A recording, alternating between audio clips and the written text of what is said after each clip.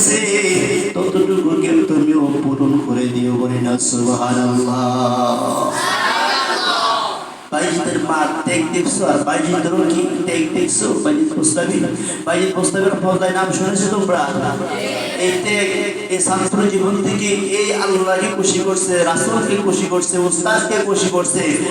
এই খুশি করাতে আজ তাকে সারা বিশ্ব চিনে। তাকে চিনে মুসলমান, সারা বিশ্ব তাকে চিনে। বাইজিদ মুস্তাফি রহমাতুল্লাহি আলাইহি, ওনার দরগা আছে চট্টগ্রামে, ওনার প্রিয় হলো ইরানে।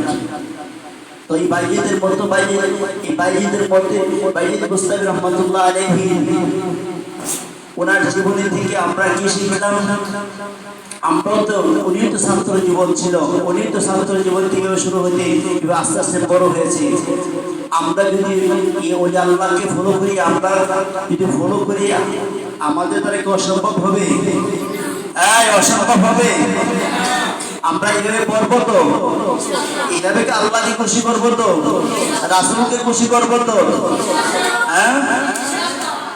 বাবারে, যারা ওলি আল্লাহ হয়েছে এরা শুরু থেকে, এদের চলাফেরা, এদের আখলাক শুরু থেকে আলাদা, অন্যান্য ছাত্রদের থেকে আলাদা থাকে। তো কাজী এখন নেট দুনিয়ার যুগ। এই নেট দুনিয়া ইমান কেড়ে নিয়েছে।